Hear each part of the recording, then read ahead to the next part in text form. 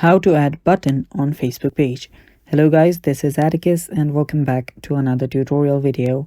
In today's video, I'll teach you guys how you can add button on your Facebook page. So without any further ado, let's dive right into it. The first step that you'll need to take is open up your Facebook.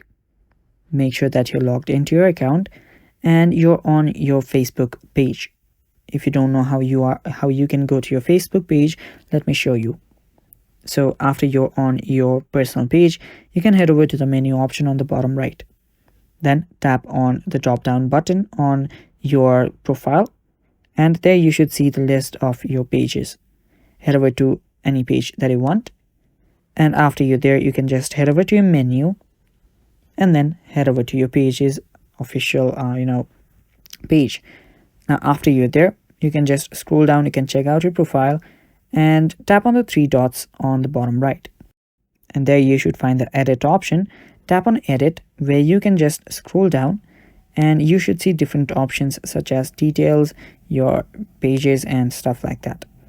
Now if you don't find the button option here, what you can actually do is you can head over to your let me just head over to your edit page option, the page settings, where you should find add action button.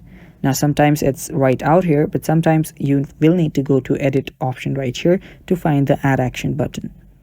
Tap on edit action button. Now tap on edit buttons, and now you can just choose buttons which you want to add on your profile.